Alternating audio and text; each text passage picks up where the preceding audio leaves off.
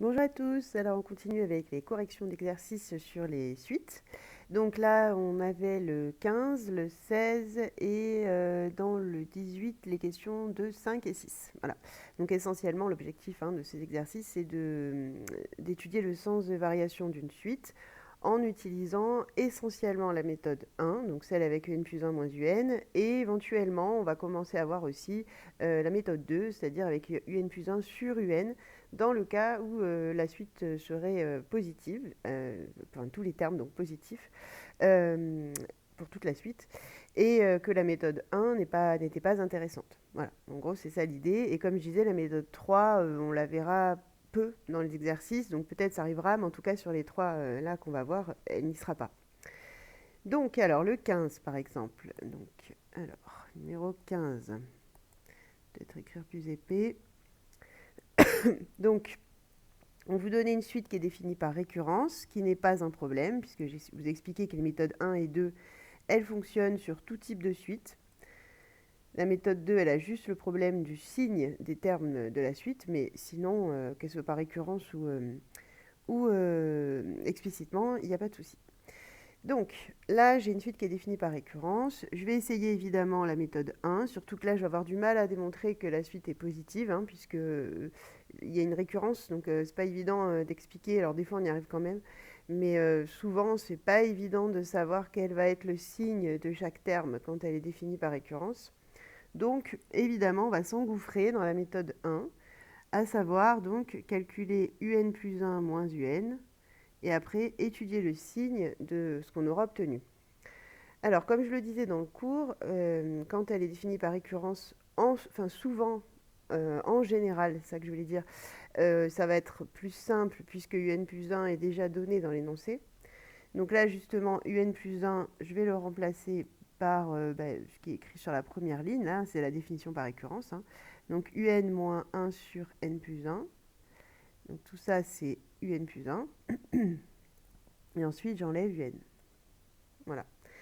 Donc, maintenant, les un s'éliminent et il me reste moins 1 sur n plus 1. Donc, on est dans un cas, comme je vous le disais dans le cours, qui est très simple en termes de calcul. Maintenant, il va falloir juste savoir interpréter ce qu'on a obtenu. Donc, il faut savoir si, il faut se poser la question de savoir, enfin, du signe de ce qu'on a obtenu. Donc, moins 1 sur n plus 1, est-ce que c'est positif ou négatif? Sachant que moins 1 est négatif, strictement d'ailleurs, et que n plus 1 est forcément positif car on prend n supérieur ou égal à 0, alors, d'après la règle des signes, bon là, honnêtement, ça se voyait quand même, on a le numérateur négatif, le dénominateur positif, mais bon, je le rédige bien. D'après la règle des signes, vu qu'on fait une division d'un nombre négatif par un nombre positif, on peut déduire que un plus 1 moins un est strictement négatif pour tout n.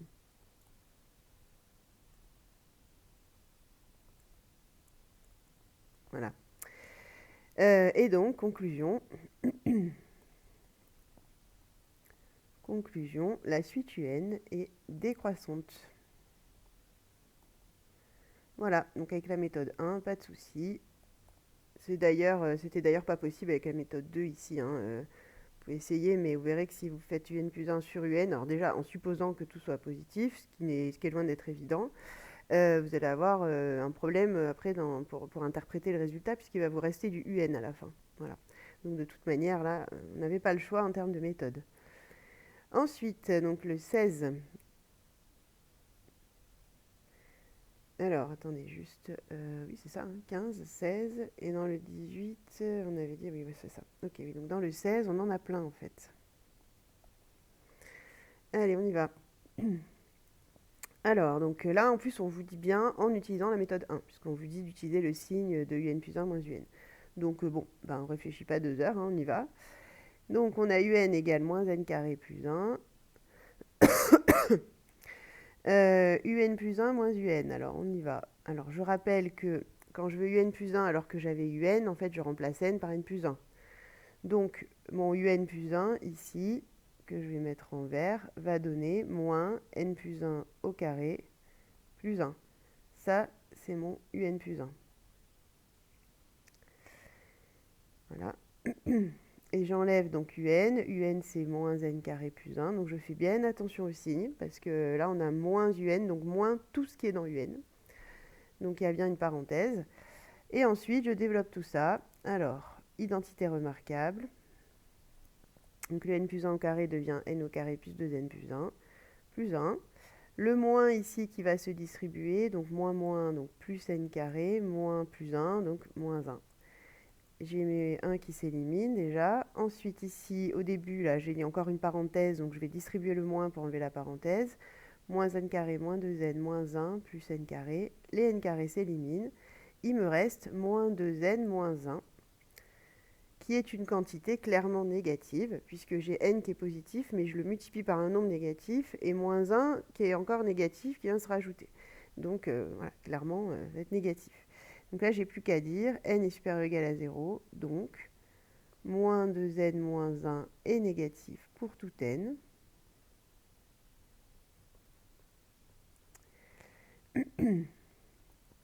Et donc, j'ai obtenu une différence qui est négative, donc un est strictement décroissante.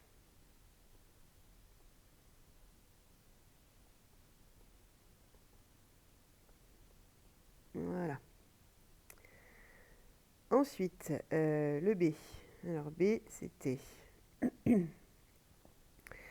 un égale n sur n plus 1. Alors celui-là, par exemple, on aurait pu aussi le faire par la méthode 2. Voilà, si je vois que ça prend pas trop de temps, j'essaierai peut-être de vous montrer ici. Alors, donc, là on me dit un plus 1 moins un. Donc on y va. Toujours pareil, je remplace le n par n plus 1. Donc en haut, au lieu de n, j'ai n plus 1. Et en bas, au lieu de n plus 1, j'ai n plus 1 plus 1. Moins un, donc n sur n plus 1. Ensuite, donc ça me fait n plus 1 sur n plus 2, moins n sur n plus 1. Et maintenant, le problème, c'est que, vous voyez, là, j'ai une soustraction, donc je suis incapable de dire si le résultat va être positif ou négatif, parce qu'il faudrait que je sache si le premier est plus petit ou plus grand que le deuxième terme que je soustrais. Donc, pour pouvoir appliquer la règle des signes, il me faut absolument une forme factorisée ou un quotient. Donc, je vais, rappelez-vous, déjà ce que je vous ai fait travailler sur les dérivés, etc. Je vais tout rassembler sur le même dénominateur pour justement avoir une forme qui soit à peu près étudiable en termes de signes. Alors, je dis à peu près parce que bon, c'est pas une garantie non plus, mais en général, ça nous permet d'étudier le signe assez facilement.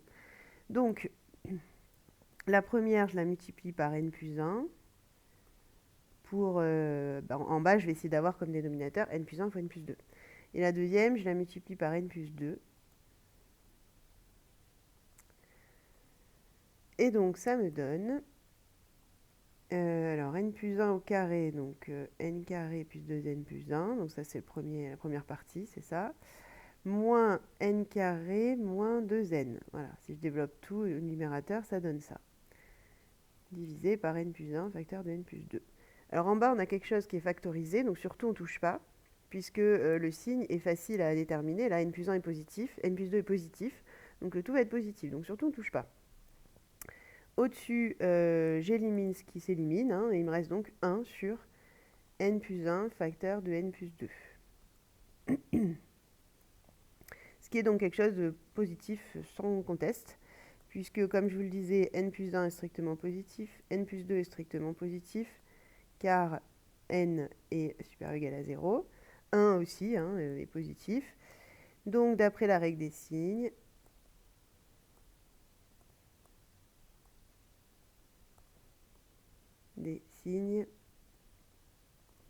un plus 1 moins un est positif. Voilà.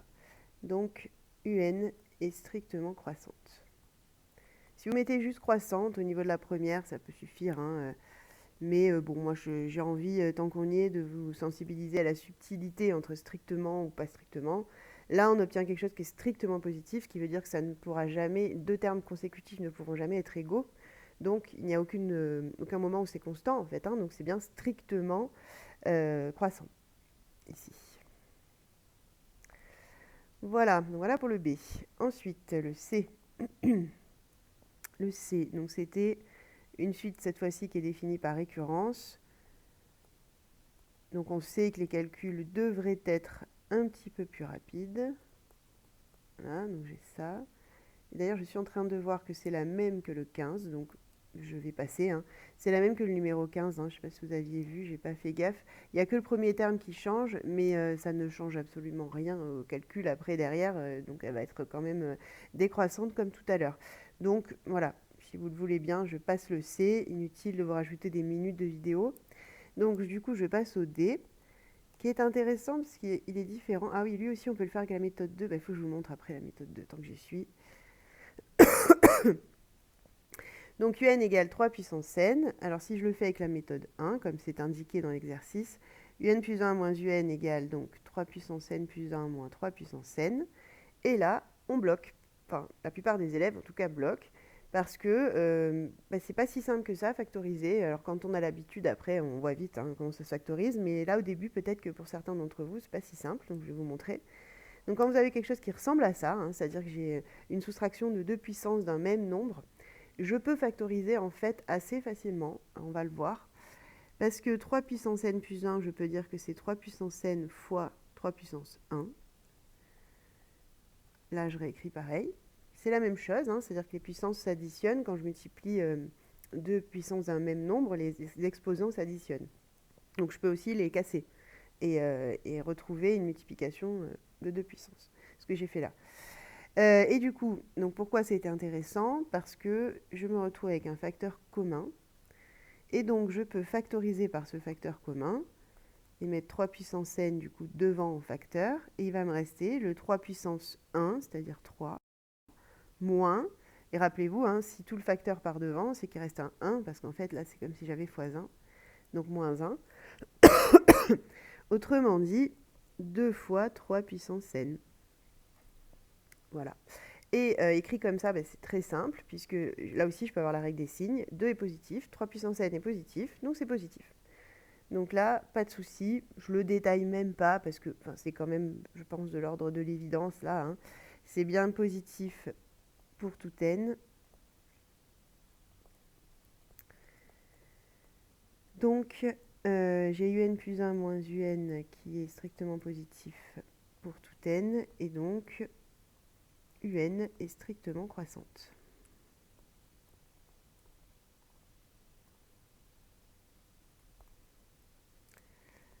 Voilà, pour le D. Donc ça, c'est un très classique. Alors, je parlais de la méthode 2. Alors, attendez, je regarde juste ce qu'il y a dans le E. Oui, le E, c'est différent. Donc, oui, je vais parler de la méthode 2 maintenant. Donc, imaginons que je fasse avec la méthode 2. Alors, déjà, est-ce que je peux? Oui, puisque... Alors, je parle du B et du D, les deux exemples qui sont là. Ces deux-là. Oui, puisque les deux sont positifs. Si vous regardez bien, un, là, pour le B, c'est n sur n plus 1. Ce n'est que du positif. Donc, effectivement, ma suite, elle sera toujours positive. Et pour le D, un égale 3 puissance n, ce sont des puissances de 3, c'est bien positif. Donc on est bien dans le cadre des suites positives, on peut essayer d'appliquer la méthode 2. Alors si je le fais par exemple pour le D, je vais le faire là en dessous, donc avec méthode 2, ça peut être intéressant après pour d'autres exercices. Donc ça reviendrait à faire un plus 1 sur un cette fois, et à la fin, le résultat qu'on obtient, le comparer avec 1, et pas avec 0 comme on fait pour l'étude des signes. Donc, ça me fait donc 3 puissance n plus 1 sur 3 puissance n. Et alors là, soit vous connaissez votre formule sur les quotients de puissance, c'est-à-dire que ça revient à soustraire la puissance du haut moins la puissance du bas. Soit vous cassez, comme on a fait en fait pour la factorisation tout à l'heure, c'est pareil. Je vais le faire comme ça, au moins, bon, finalement c'est à peu près la même méthode, mais bon, c'est pas la seule façon de le faire.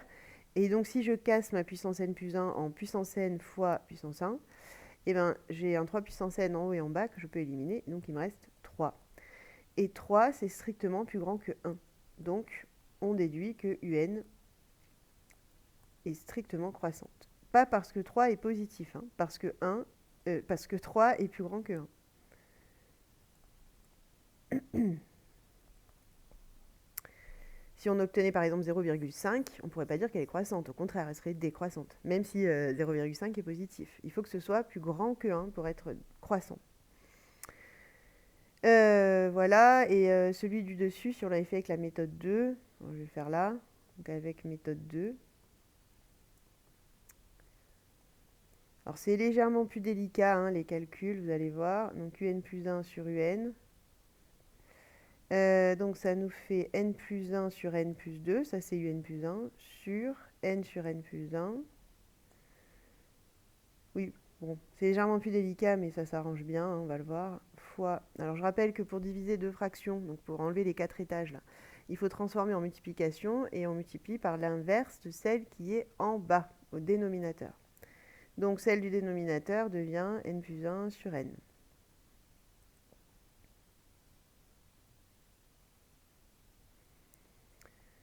Ouais, je suis en train de regarder. Ouais, on va s'en sortir. J'étais juste en train de voir si c'était vraiment à votre portée. Mais oui, je pense. Donc n plus 1 au carré sur n fois n plus 2. Alors exceptionnellement, on va tout développer pour voir bien ce qui se passe. Parce que là, je rappelle que le but, c'est de comparer avec 1. Donc c'est pas facile parce que bah là, on a quand même un gros machin. Donc pour savoir si c'est plus grand que 1, plus petit que 1, il y a un petit peu de travail. Mais on va voir que, bon, ce sont des cas, c'est pas n'importe quoi la suite qu'on vous a donnée, elle est quand même pas si compliquée, donc en fait, on s'en sort. Donc là, vous voyez, on se rend compte sur le dénominateur et sur le numérateur qu'il y a quand même quelque chose qui est en commun. Mais attention, ça n'est pas en facteur, donc je ne peux pas barrer là, hein, attention, hein, c'est pas multiplié. Mais en revanche, ce que je peux faire, c'est séparer, enfin casser en deux fractions de même dénominateur, hein. C'est bien la même chose. Et justement, ça, comme j'ai le même numérateur, le même dénominateur, ça fait 1. Donc je me retrouve avec 1 plus quelque chose qui est, ce truc-là, certes petit, c'est quelque chose qui va donner un nombre petit, mais qui est positif. Donc c'est bien plus grand que 1 le résultat, puisque j'ai 1 plus quelque chose de positif. Donc on aurait déduit là aussi que c'était plus grand que 1 et que donc la suite est strictement croissante. C'est bien ce qu'on avait trouvé avec l'autre méthode. Voilà, donc c'était pour vous montrer quand même un petit peu la méthode 2, comment elle fonctionne et aussi qu'elle fonctionne, tout simplement. Bon, et le tout dernier, on va s'en sortir aussi, on va voir que c'est assez simple. Donc c'était une par récurrence, on avait un plus 1 égale un moins un carré. Alors je ne sais plus où écrire, je vais le faire là. Voilà. Donc le E. Donc on avait, alors U0 égale, j'ai pas noté, et un plus 1 c'est un moins un carré. Et le U0 c'était 2. Voilà, qui ne va rien changer aux variations, mais bon. Donc, pareil, là, je fais un plus 1 moins un. Donc, un plus 1, c'est un moins un carré. Hein, je remplace. Alors, attention, j'ai fait une bêtise. Le carré est sur le tout, hein, pas sur le n. Donc, ça, là, ce que j'ai écrit là, c'est un plus 1. J'ai remplacé. Et donc, ne pas oublier de rajouter le moins un à côté. Donc, les un s'éliminent et il me reste moins un au carré, qui est quelque chose de négatif. Puisque c'est donc un carré, c'est positif, mais on a un moins devant qui va faire que mon carré va devenir négatif. Attention, le moins n'est pas dans le carré. C'est moins et à côté le carré. Par exemple, moins 3 au carré, c'est moins 3 fois 3. Il n'y a que le 3 qui est répété, pas le moins. Donc le moins, comme il n'y est qu'une fois, il reste, donc c'est bien négatif. Donc comme c'est négatif, eh bien j'obtiens que un est strictement décroissante.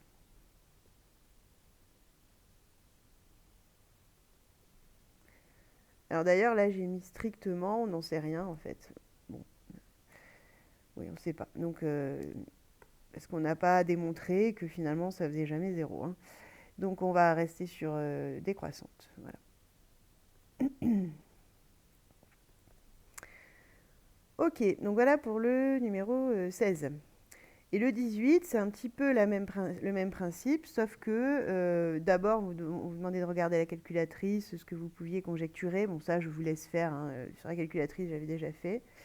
Et ensuite, donc de démontrer, donc finalement, c'est le même exercice que le 16, sauf que on vous permettait de vous appuyer sur la calculatrice pour avoir une idée. Voilà. Donc là, je vous avais laissé le 2, le 5 et le 6, sauf erreur de ma part. Oui, c'est ça. 2, 5, 6. Donc on va corriger ça. Alors, je vais le faire. Ce que je vais faire, c'est que je vais Euh, non, c'est pas grave, je vais le faire à côté. Alors, le numéro, donc 18. Je dois avoir la feuille en papier pour suivre. Ouais, je l'ai. Je vais le faire là. Allez hop, donc le 18. Numéro 2, 5, 6. Donc le 2, on vous disait Vn égale 4 puissance 2n. Alors, là, ce qui est intéressant dans cet exercice, c'est qu'on ne vous précise pas la méthode. C'est à vous de voir. Alors moi, je vous ai dit d'essayer toujours la 1. Là, ça va marcher la 1, pas de souci. Ça ressemble à 3 puissance n de tout à l'heure, hein, c'est exactement le même principe. Mais quand vous voyez que la suite s'écrit comme un quotient ou comme quelque chose qui correspond à des multiplications, donc les puissances justement sont des multiplications, la méthode 2 peut se tenter aussi. Et il arrive qu'elle soit plus rapide. Donc là, je suis partagée parce qu'en fait, les deux fonctionnent. Bon, je peux vous montrer les deux, hein, ça ne va pas nous tuer, mais je ferai peut-être la 2 un peu plus rapidement que la 1, quoi, parce que sinon ça va faire vraiment des vidéos à rallonge à force. Donc, si je fais Vn plus 1 moins Vn, alors faites juste attention, la petite subtilité, c'est que là, quand vous remplacez n par n plus 1, ça fait 2 fois n plus 1. Le 2 est en facteur, donc ça fera 2n plus 2, en fait. Hein. Donc faites attention, c'est vraiment l'erreur très classique que je vois souvent. Donc, si je développe, ça me fait ça. Et après, ben, l'astuce, c'est la même que tout à l'heure, c'est-à-dire je vais casser ma puissance en 2. Donc là, ça va me donner 4 puissance 2n, enfin 4 exposant 2n fois 4 au carré, moins 4 exposant 2n. Et donc, j'ai en facteur mon... Oh, pardon. J'ai en facteur, voilà, mon 4 puissance 2n qui est donc facteur commun. Et je vais mettre entre parenthèses 4 au carré moins 1. Autrement dit, 15 fois 4 puissance 2n. Puisque 4 au carré moins 1, ça fait 15. C'est 16 moins 1. Voilà, donc là, je vois clairement que j'obtiens quelque chose qui est strictement positif. 15 est positif, 4 aussi, donc les puissances de 4 aussi. Et donc, je peux en déduire que Vn est une suite strictement croissante.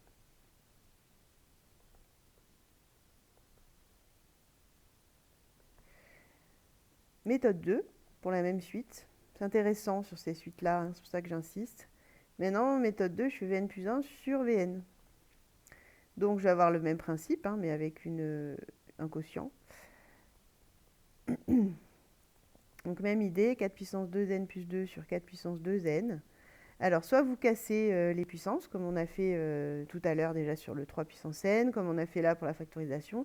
Soit, alors je vais quand même vous montrer cette façon-là, cette fois, vous soustrayez les exposants. Donc ici, ça ferait 2n plus 2 moins 2n. Ça, c'est une formule, normalement, que vous avez dû voir, oui, en seconde, même avant. Celle-là, c'est-à-dire, si j'ai bien les mêmes nombres sous les exposants, je peux dire que c'est ce nombre-là avec l'exposant égal à la soustraction, n-p. Les deux n s'éliminent, ça me donne 16, parce que 4 au carré, ça fait 16, et 16, c'est plus grand que 1. Donc, même conclusion. Vn est strictement croissante. Voilà. Donc, c'était quand même intéressant de le voir, c'est assez rapide. Donc ça, c'était le 2. Après, le 5. Alors le 5, il y avait un peu plus de boulot dans celle-là. Alors, on s'accroche pour les calculs. Donc le 5, on ne fera pas deux méthodes, hein, on en fera une, c'est bien déjà. La 1 d'ailleurs. Puisque là, justement, Kn, elle est écrite comme une soustraction. Donc il n'y a aucune raison de partir sur la méthode 2. Comme je disais, la méthode 2, comme on fait une division, c'est intéressant quand vous avez soit des facteurs, donc des multiplications, soit déjà des divisions. Là, on a l'opération principale, c'est un moins, c'est une soustraction, qui n'a pas d'intérêt à partir comme ça, en tout cas sur la méthode 2. On a vraiment tout intérêt à tenter la 1. Donc, Kn plus 1 moins Kn. Donc, si je remplace n par n plus 1, ça fait 5 sur n plus 1 au cube moins 4, moins 5 sur n au cube moins 4. Bon, je ne vais pas mettre les charrues avant les bœufs, j'écris des étapes. Donc, maintenant, si je fais en sorte d'enlever ces parenthèses,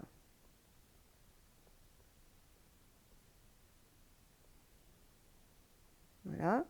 Les 4 s'en vont, et donc il me reste ça. Alors, voilà. Et c'est là où, bon, il va falloir s'accrocher un petit peu, parce que vous allez voir que le calcul, il n'a pas l'air comme ça, mais il y a quand même un petit peu de niveau.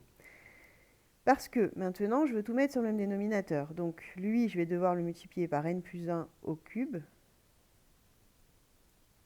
Voilà. Et lui, par n au cube. Alors, celui qu'on multiplie par n au cube, ça va. L'autre, bon, un peu plus de travail. Alors, ça me donne, donc, du coup, le dénominateur commun, c'est n au cube fois n plus 1 au cube.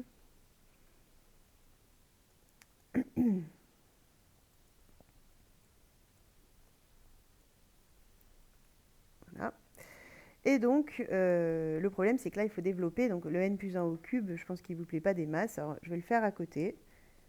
C'est faisable, hein, mais voilà, c'est pas forcément facile comme ça. Donc, n plus 1 au cube, pour pouvoir le développer, vous faites n plus 1 au carré fois n plus 1. Bon, c'est pas la première fois qu'on le voit quand même, hein, mais bon. N plus 1 au carré, c'est une identité remarquable classique. Donc, je la développe. Et ensuite, on ne peut pas faire les trois d'un coup. Ensuite, je redéveloppe tout. Donc là, je vais avoir une triple distributivité, hein, etc. Donc, ça me fait n au cube plus n au carré plus 2n carré plus 2n plus n plus 1. Si je rassemble tout ce beau monde, ça fait n au cube plus 3n au carré plus 3n plus 1. Donc maintenant, si j'insère ce calcul dans mon calcul principal, donc ça me fait 5 fois n au cube plus 3n carré plus 3n plus 1. Le tout sur... Alors surtout en bas, ne développez pas, hein, parce qu'on voit bien que c'est positif. Hein, n au cube, n est positif, donc c'est bon. N plus 1, c'est positif, donc au cube aussi. Donc en bas, on sait que c'est positif, on ne touche pas. Et au-dessus, bah, juste, je vais continuer à développer. Moins 5n au cube, moins 15n au carré, moins 15n, moins 5. Le tout sur n au cube, facteur de n plus 1 au cube. Voilà. Et donc, il me reste moins 15n au carré, moins 15n, moins 5. Le tout sur n au cube fois n plus 1 au cube. Voilà. Alors, ça n'a pas l'air beau, mais en fait, si. On va voir pourquoi. Alors, on y va. Donc, pour le dénominateur, on a dit pas de souci. D'ailleurs, n était strictement positif là. Oui, n est supérieur ou égal à 1. Donc, forcément, n au cube est lui aussi supérieur ou égal à 1, donc strictement supérieur à 0. N plus 1 au cube, d'autant plus, strictement supérieur à 0. Et alors, moins 15n au carré, moins 15n, moins 5, si vous regardez bien, ça, c'est positif, donc tout ça, c'est négatif, puisque je multiplie par moins 15. Là, pareil, ça, c'est négatif, et ça aussi. Et quand vous additionnez que des nombres négatifs, vous obtenez du négatif. Donc, en fait, celle-là, elle est négative,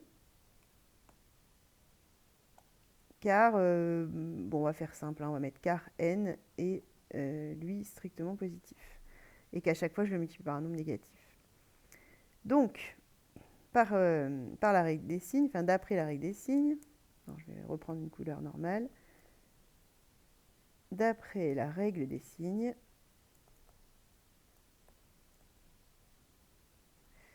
alors là, c'était k, kn plus 1 moins kn, est donc strictement négatif. Donc, kn est décroissante, strictement.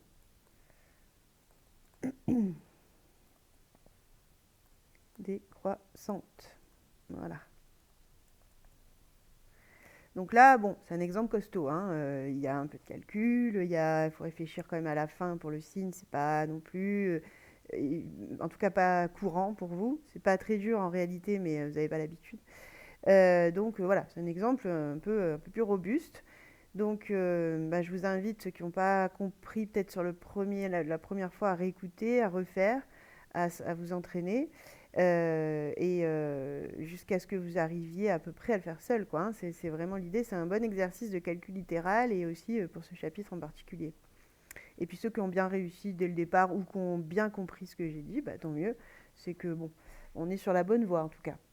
Et donc il nous reste le 6 qui lui est beaucoup plus rapide, puisque là on est sur une suite définie par récurrence qui ne va pas nous poser de gros problèmes.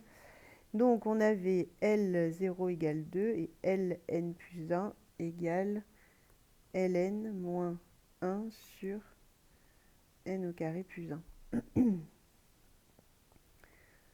Donc, si je fais Ln plus 1 moins Ln, ça fait du coup Ln moins 1 sur n carré plus 1. Donc, ça, c'est Ln plus 1, justement. Moins Ln. Je peux enlever mes Ln, comme ça se passe souvent quand j'ai des... Alors, c'est pas toujours, attention. Mais c'est vrai que pour l'instant, on n'a vu que des exemples où ça marchait bien. Donc, j'ai plus d'Ln, il me reste ça à la fin. Moins 1 sur n carré plus 1. Or, alors, moins 1, lui, négatif, pas de problème. Et n au carré plus 1 est positif, puisque un carré est positif, je fais plus 1, positif. Donc, d'après la règle des signes, j'obtiens un résultat négatif.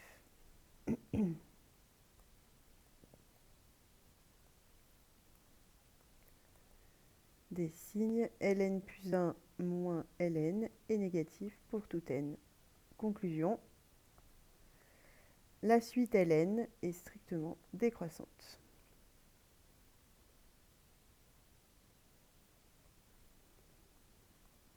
Et voilà pour les exercices, pour cette série-là d'exercices en tout cas. Et donc je vous donne rendez-vous pour les prochains, puisqu'après on aura aussi... donc oui, après oui, il y aura le 3 et le 4 dans le 18 aussi, le 19 et le 21, qui traitent grosso modo de la même chose. C'est simplement qu'il faut continuer à s'entraîner pour que ces techniques-là, elles rentrent bien dans vos habitudes et dans vos réflexes. Voilà, bon courage en tout cas à tous et à très bientôt et merci pour votre écoute.